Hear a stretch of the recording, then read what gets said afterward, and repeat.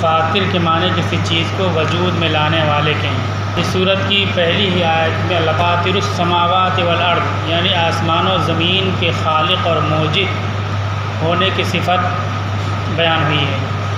اسی مناسبت سے اس صورت کا نام سورہ فاطر ہے، چونکہ اس کی پہلی آیت ہی میں یہ بات بتائی گئی ہے کہ اللہ تعالیٰ ہی فرشتوں کے بنانے والے ہیں، اس لیے اس صورت کا نام سورہ ملائکہ بھی ہے۔ دوسری مکی صورتوں کی طرح اس میں بھی بنیادی طور پر اللہ تعالیٰ کی توحید اور شرک کی تردید پر دلائل قائم کیے گئے ہیں۔ ہمارے اس ملک میں زیادہ تر اسی چیز پہ زور دینے کی ضرورت ہے، توحید کی عظمت اور اہمیت اور شرک کی مذمت اور اس کی تردید اور برائی میں بیان کرنا چاہیے۔ کائنات میں اللہ تعالیٰ کا جو حیرت انگیز نظام کار فرما ہے اس کو واضح کیا گیا، جیسے بارش کا ہونا، کھیتوں اور پھلوں کی پیدائش، خود انسان کیسے پیدا ہوا، ایک ساتھ ہونے کے باوجود کھارے اور میٹھے دریا کا الگ الگ چلنا اس صورت میں بیان کیا گیا کہ دیکھو یہ ایک ہی ساتھ دونوں پانی ہیں، لیکن یہ پانی کھارا ہے، یہ پانی میٹھا ہے، قرآن میں بیان ہوا ہے۔ سمندروں میں جو لوگ چلتے ہیں وہ دیکھتے ہیں پورا سمندر کا پانی کھارا ہوتا ہے، بیچ میں چشمے ابلتے ہیں جو میٹھے ابلتے ہیں۔ اللہ تعالیٰ کہتے ہیں یہ سب چیزیں کون کرتا ہے؟ اور یہ گنگا، گھاگرا، راپتی تین ندیاں الہ آباد میں ملتی ہیں، تینوں کے پانی الگ اور تینوں بہت زور سے ملتے ہیں، پھر تینوں الگ الگ بہنے لگتے ہیں۔ اللہ تعالیٰ کہتے ہیں کون ہے؟ نہ بیچ میں دیوار ہے نہ کچھ ہے۔ دن اور رات کی آمد و رفت، سورج اور چاند کی گردش، جانوروں کا نظام زندگی کی، جانوروں کا زندگی کی نظام کیسا ہے۔ آخر میں عمل کے اعتبار سے انسان کے تین گروہ کو ذکر کیا گیا ہے، ایک وہ جو گناہوں میں ڈوبے ہوئے ہیں، دوسرے وہ جن کے اعمال ملے جلے ہوں، تیسری وہ جو نیکیوں میں سبقت کرنے والے ہوں۔ ان تینوں کے انجام کو بھی اللہ تعالیٰ نے بتلایا ہے۔ آیت نمبر 27 سے 29 تک کا میں ترجمہ اور تشریح پیش کرتا ہوں۔ اعوذ باللہ من الشیطان الرجیم، بسم اللہ الرحمن الرحیم۔ ألم تر أن الله أنزل من السماء ماء فأخرجنا به ثمرات مختلفا ألوانها ومن الجبال جدد بيض وحمر مختلف ألوانها وغرابيب سود۔ کیا تم نے نہیں دیکھا کہ اللہ نے آسمان سے پانی اتارا، پھر اسے رنگ برنگ کے پھل نکالے، اور پہاڑوں میں بھی مختلف حصے سفید، مختلف رنگتوں کے سرخ اور گہرے سیاہ جیسے ہیں۔ وَمِنَ النَّاسِ وَالدَّوَابِّ وَالْأَنْعَامِ مُخْتَلِفٌ أَلْوَانُهُ كَذَلِكَ إِنَّمَا يَخْشَى اللَّهَ مِنْ عِبَادِهِ الْعُلَمَاءُ إِنَّ اللَّهَ عَزِيزٌ غَفُورٌ۔ اسی طرح انسان، چوپائے اور مویشی بھی مختلف رنگ کے ہیں۔ یقیناً اللہ کے بندوں میں سے جو علم والے ہیں وہی اللہ سے ڈرتے ہیں، بے شک اللہ تعالیٰ بہت زبردست اور خوب معاف فرمانے والے ہیں۔ ان الذين يتلون كتاب الله واقاموا الصلاة وانفقوا مما رزقناهم سرا وعلانية يرجون تجارة لن تبور۔ جو لوگ اللہ کی کتاب کی تلاوت کرتے ہیں، نماز قائم کرتے ہیں، اور ہم نے جو کچھ عطا فرمایا ہے اس میں سے چھپا کر بھی اور اعلانیہ بھی خرچ کرتے ہیں، وہ ایک ایسی تجارت کے امیدوار ہیں جس میں ہرگز نقصان نہیں ہوگا۔ اللہ تعالیٰ نے اس سے پہلے بھی آیتوں میں اپنی نشانیاں اور اپنی قدرت کو بیان کیا ہے۔ ان چیزوں کو دیکھو کہ کس طرح سے تنوع اس کے اندر ہے، ایک ہی چیز ہے لیکن رنگ اور ساری چیزیں ان کے الگ الگ کیسے ہیں۔ اس آیت میں اللہ تعالیٰ نے بارش کے ذریعے سے پھلوں کو بتلایا کہ بارش کیسے ہو جاتی ہے، پھر پھل کیسے اگتے ہیں۔ ایک ہی زمین ہے لیکن الگ الگ پھل ہوتے ہیں، ایک ہی درخت ہے لیکن اس پہ جو پھل لگتے ہیں پھلوں کے ذائقے الگ الگ ہوتے ہیں، یہ اس سے کون اگاتا ہے اور کون میں ذائقے پیدا کرتا ہے، اور رنگ میں بھی فرق ہوتا ہے، کوئی لال کوئی پیلا کوئی ہرا، مختلفاً الوانھا، ان کے رنگ الگ الگ ہوتے ہیں۔ اور اس کے بعد پہاڑوں کو بتلایا اللہ تعالیٰ نے، پہاڑوں میں 3 قسم کے پتھروں کا ذکر کیا اللہ تعالیٰ نے، جدد بیض وحمر مختلف الوانھا وغرابیب سود، ایک تو بالکل سفید، دوسرے بالکل لال، تیسرے بالکل کالے قسم کے۔ اب جو سفید ہوں گے اس میں الگ الگ ہوں گے سفید، لیکن سفیدی میں بھی فرق ہوگا، کوئی زیادہ گہرا ہوگا کوئی ہلکا لائٹ ہوگا۔ اسی طرح سے لال جو پتھر ہیں ان میں بھی مختلف الوان ہے لال، لیکن وہ لال میں بھی کئی کلر کئی کوالٹی کی نکل آئے۔ اسی طرح سے کالے پتھر غرابیب سود، کالے پتھر کالوں میں بھی بالکل کالے اور پھر ہلکا فرق اس میں ہے۔ 3 قسم کے پتھروں کا ذکر کیا۔ آج بھی جہاں پتھر نکلتے جا کے پوچھو وہ پتھروں کے رنگ 3 ہی بتائیں گے، ان تینوں ہی میں الگ الگ رنگ میں پھیکا پڑا تیزی کے ساتھ کوالٹی وہ بناتے ہیں۔ تو یہ ان چیزوں کو بیان کر کے اللہ تعالیٰ نے اپنی قدرت کو ذکر کیا ہے کہ ان چیزوں کو دیکھو کون اس طرح بناتا ہے، سارے پتھر سفید ہو جاتے ہیں، سارے کالے سارے لال ہو جاتے ہیں۔ اور اسی طرح سے اللہ تعالیٰ نے جانوروں کو بتلایا، انسانوں کو، وَمِنَ النَّاسِ وَالدَّوَابِّ وَالْأَنْعَامِ، اور لوگوں میں سے دواب جو رینگ کر چلتے ہیں، کچھ علماء نے اس کا کیڑا سے ترجمہ کیڑا رینگ کر چلنے والا، اور کچھ لوگوں نے چوپایا کیا ہے انعام عام جانور، مختلف انواع مختلف الوانہ کذالک، ان کے بھی رنگ الگ الگ۔ انسان ہیں تو سب کو ایک ہی رنگ میں ہونا چاہیے، ایک ہی سانچے میں ہونا چاہیے، لیکن سارے لوگوں کے رنگ الگ الگ ہیں۔ 1 کروڑ انسان ہو تو 1 کروڑ کے انسانوں کے رنگ ایک دوسرے سے نہیں ملیں گے۔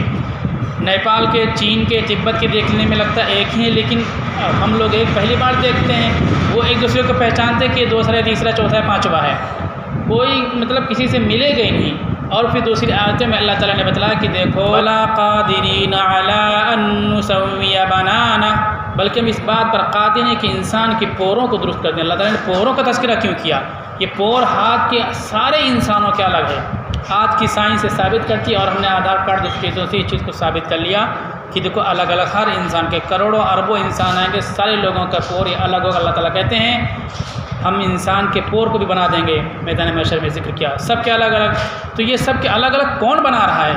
اگر قدرت نہیں ہے، اللہ نہیں ہے، انسان بناتا ہے، یا نارمل سائنس سے جو تم بات کرتے ہو، سائنس کے ذریعے چیزیں بن جاتی ہیں خود بخود، تو کچھ نہ کچھ تو یکسانیت ہونی چاہیے، لیکن فرق کیسے ہو گیا ان سب میں کہ اربوں انسان ہیں، سب میں فرق ہے اور ایک دوسرے سے کوئی نہیں ملتا جلتا ہے۔ تو ان چیزوں کو دیکھ کر کے اللہ کے وجود کو ماننا چاہیے، اللہ کی قدرت کا یقین رکھنا چاہیے۔ آگے اللہ تعالیٰ کہتے ہیں انما یخشی اللہ من عبادہ العلماء، یقیناً اللہ سے ڈرنے والے اس کے بندوں میں وہ لوگ ہیں جو جانکار ہیں۔ عالم کی جمع علماء، یہ ہے علماء، علماء اللہ سے ڈرنے والے ہیں۔ تو اس لفظ کی تشریح مختصر تھوڑی سی کروں گا۔ کذالک، اس جگہ کذالک لفظ اسی طرح کہتے ہیں، وہ اللہ تعالیٰ کہتے ہیں کہ جو اللہ سے ڈرنے والے جانکار لوگ ہیں ان کے بھی کوالٹی الگ ہوتی ہے۔ کذالک پیچھے تو لکھا ہوا چھوٹا سا، تو پیچھے ہوگا کہ یہ جانوروں میں اختلاف ہے، چوپایوں کے رنگوں میں ان کی کوالٹی میں فرق ہے، اور انسانوں میں بھی فرق ہے، یہ کذالک تو ہٹا دیں تو ادھر ہوگا جو علم والے ہیں ان میں بھی فرق ہے، علم والے میں بھی نیچے اوپر اور کم اور زیادہ اللہ سے ڈرنے کی کیفیت میں فرق ہوگا، تو ہٹا دیں گے۔ تو کچھ لوگ کہتے ہیں تو بیچ میں نہیں ہے، تو ادھر ملتا ہے، علماء سے جا کر کے ملتا ہے، تو علماء میں کچھ زیادہ اللہ سے ڈرنے والے ہوں گے، کچھ کم ڈرنے والے ہوں گے، اس طرح سے علماء کی کوالٹی ہوگی۔ ان اللہ عزیز غفور، اللہ تعالیٰ بہت زبردست اور معاف کرنے والے ہیں۔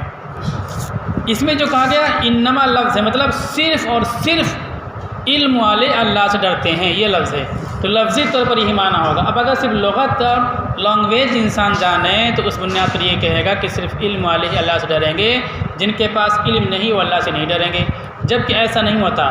بہت سے ایسے ہوتے ہیں جن کو علم نہیں ہوتا لیکن اللہ سے بہت ڈرتے ہیں، علم والا نہ ہو پھر بھی اس کو اللہ کا خوف ہوتا ہے۔ تو اس میں یہ کہا گیا کہ صرف علم والوں کو اللہ کا خوف ہوتا ہے، صرف ترجمہ دیکھیں گے تو اس طرح سے کنفیوژن ہوگا۔ تو یہ کہتے ہیں کہ اللہ تعالیٰ یہ کہتے ہیں کہ خصوصیت کے ساتھ جو علم والے ہیں ان کے اندر اللہ کا خوف ہوتا ہے۔ اس سے مراد یہ نہیں کہ اور دوسرے لوگ ہیں ان کے اندر اللہ کا خوف نہیں ہوتا ہے۔ اس آیت میں لفظ علماء سے مراد وہ لوگ ہیں جو اللہ تعالیٰ جل شانہ کی ذات و صفات کا کما حقہ علم رکھتے ہیں اور مخلوقات عالم میں اس کے تصرفات پر، اس کے احسانات و انعامات پر نظر رکھتے ہیں کہ یہ سب اللہ تعالیٰ کی طرف سے ہو رہا ہے، اللہ تعالیٰ کی کاریگری سے ہو رہا ہے، اس کو نظر رکھتے ہیں۔ صرف عربی زبان اور عربی نحو و صرف سیکھ لینے والا یہاں مراد نہیں ہے، یہ مفسرین کہتے ہیں، جس کو اصطلاح میں عالم کہتے ہیں، صرف یہ مراد نہیں ہے۔ علم ہو اور تصرفات کے تعلق سے ایک کیفیت اس کے اندر موجود ہو کہ اللہ تعالیٰ ہی سارے چیزوں کا متصرف ہے۔ حضرت حسن بصری رحمۃ اللہ علیہ اس آیت کی تفسیر میں فرمایا کہ عالم وہ شخص ہے جو خلوت میں اور جلوت میں اللہ سے ڈرے، تنہائی میں، لوگوں کے بیچ میں، سب جگہ اللہ سے ڈرے۔ یہ نہیں کہ لوگوں کے بیچ میں ہو تو بہت نیک بن جائے اور تنہائی میں ہو تو غلط راستے اختیار کر لے، وہ ہر جگہ اللہ سے ڈرتا رہے، وہ عالم مراد ہے، عالم ہے۔ جس چیز کی اللہ تعالیٰ ترغیب دی وہ اس کو مرغوب ہو، اور جو چیز اللہ کے نزدیک ناپسند ہو اس کو بھی اس چیز سے نفرت ہو۔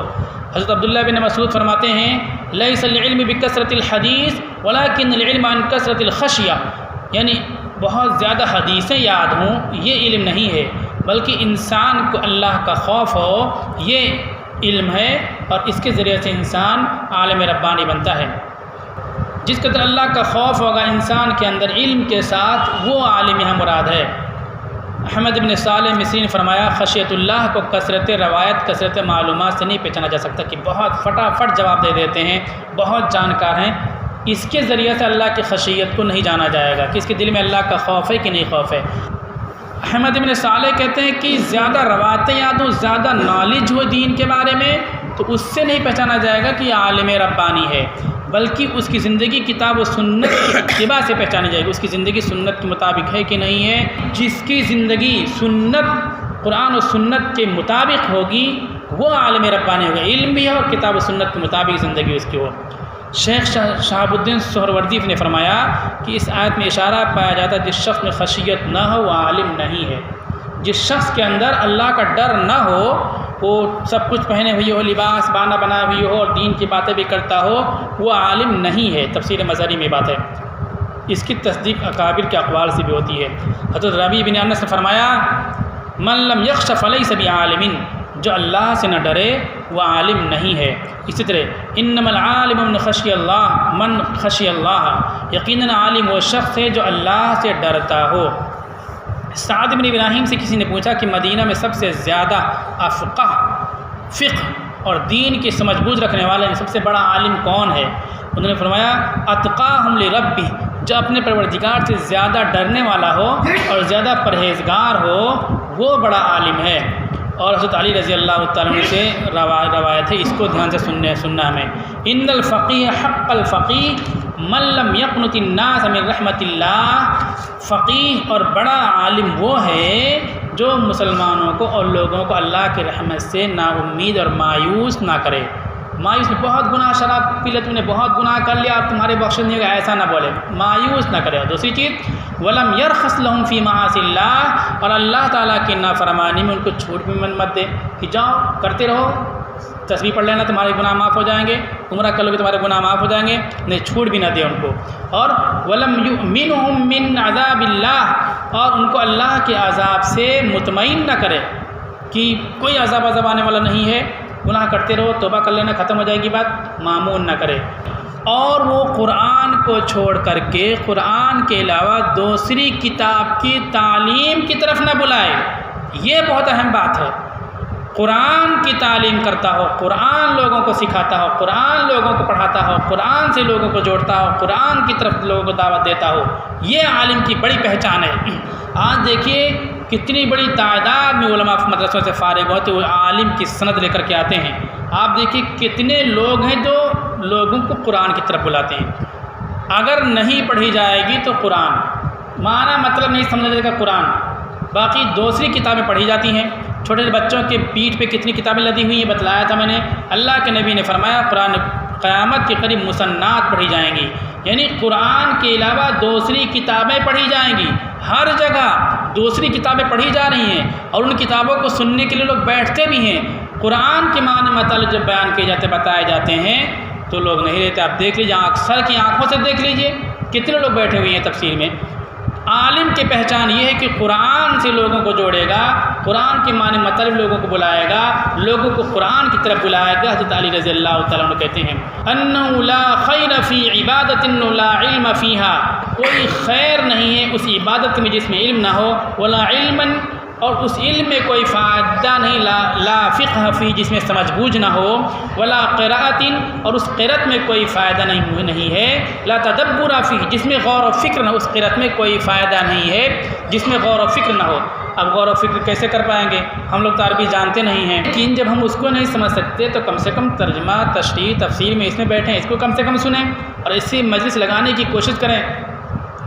تو عالم ربانی کی تعریف کے سلسلے میں ہم نے یہ خلاصہ پورا پیش کیا کہ عالم ربانی اللہ سے زیادہ ڈرنے والا ہوتا ہے، ہم کو اس کی قدر کرنی چاہیے اور ہم کو قرآن سے جڑنے کی کوشش کرنی چاہیے، اور جو عالم نہیں ہے ان کے اندر بھی اللہ کا خوف ہوتا ہے۔ اس کے بعد آیت نمبر 29 میں اللہ تعالیٰ 3 باتیں بیان کرتے ہیں۔ یتلون کتاب اللہ کی کتاب کی تلاوت کرتے ہیں۔ تو یتلون کا مطلب تلاوت ایک معنی، دوسرا مطلب ہے کہ کتاب کی پیروی کرتے ہیں۔ قرآن کی میں جو ہدایتیں ہیں ان ہدایتوں کی وہ پیروی کرتے رہتے ہیں۔ پہلی چیز، ہر مسلمان پیروی کرتا ہے، سارے کام نہیں کر پاتا، کچھ تو کرتا ہے، تو جو کچھ چھوٹ جاتے ہیں ان میں بھی ہم کو قرآن کی پیروی کرنا چاہیے۔ دوسرا معنی ہے، یہ پہلا معنی تلاوت کرتے رہتے ہیں۔ یہ تو بہت آسان چیز ہے، تلاوت کر سکتے ہیں، آدھا پارہ، ایک پاؤ، 2 صفحہ، کم سے کم کچھ نہ کچھ تلاوت کرنا۔ اللہ تعالیٰ صفت بیان کرتے ہیں، یقیناً وہ لوگ جو اللہ کی کتاب کی تلاوت کرتے ہیں۔ ایک مطلب مفسرین نے لکھا ہے کہ جو قرآن کے پڑھنے پڑھانے میں بزی رہتے ہیں، مصروف رہتے ہیں سیکھنے سکھانے میں، یتلون کتاب اللہ۔ دوسرا کام کیا کرتے ہیں؟ وَأَقَامُوا الصَّلَاةَ، اور نماز قائم کرتے ہیں۔ ماشاء اللہ نماز قائم کرتے ہیں۔ وَأَنفَقُوا مِمَّا رَزَقْنَاهُمْ سِرًّا وَعَلَانِيَةً، اور خرچ کرتے رہتے ہیں جو کچھ ہم نے ان کو دے رکھا ہے اس میں سے، چھپ کر کے اور کھلم کھلا، دونوں طریقے سے اللہ کے راستے میں خرچ کرتے ہیں۔ جہاں خود چھپ کر کے دینا چاہیے، کسی کی عزت نفس کی بات ہو کہ ہم اس کو سامنے دیں گے تو اس کی بے عزتی ہو جائے گی، وہاں چھپ کر کے دے دیں۔ جہاں کھل کر کے دینے کی ضرورت ہو کہ لوگوں کو رغبت ملے گی، ترغیب ملے گی، وہاں کھل کر کے دینا چاہیے۔ جیسے کہ ختم قرآن کے موقع پہ لوگ مصافحہ کرتے ہیں امام صاحب سے، تو کھل کر کے مصافحہ کرنا چاہیے، کوئی 1000 کوئی 500 کوئی 2000، تاکہ اور لوگوں کو شوق اور رغبت اس طرح سے حفاظ کی زیادہ خدمت ہو جائے۔ جو عبادتیں کھلم کھلا کرنے کی ہم کو کھلم کھلا ہی کرنا چاہیے۔ خلیل المحدث دہلوی نے لکھا ہے، نماز جماعت کے ساتھ اور اذان کھلم کھلا ہوگی، جماعت کھلم کھلا، اذان کھلم کھلا، یہ کہیں چھپائے گے نہیں، پردہ نہیں ڈالیں گے، لائٹ نہیں بجھائیں گے۔ یرجون تجارۃ لن تبور، یہ ایسے لوگ ہیں جو ایسی تجارت کی امید اللہ سے کرتے ہیں جس میں کوئی نقصان نہیں ہوگا۔ اللہ تعالیٰ نے ان کاموں کو تجارت کی قیمت بتلائی ہے کہ ایسی تجارت جس میں کوئی نقصان نہیں ہوگا، اس کی کیا قیمت ہوگی؟ 3 چیزیں، اللہ کی کتاب کی تلاوت، نماز قائم کرنا اور اپنے مال سے خرچ کرنا۔ تو ہم لوگ ابھی کوشش کریں، ارادہ کریں، ہمت کریں کہ روزانہ قرآن کی تلاوت کرتے رہیں گے اور نماز کی پابندی کرتے رہیں گے۔ پابندی تو کرتے ہیں لیکن وقت پہ پڑھیں گے، مستحبات کی رعایت کے ساتھ، اور کچھ نہ کچھ خرچ کرتے رہیں گے، چھپ کر کے بھی، علانیہ۔ یہ ایسی چیز ہے کہ اس میں ہم کو نقصان نہیں ہوگا۔ اللہ تعالیٰ عمل کی توفیق عطا فرمائے۔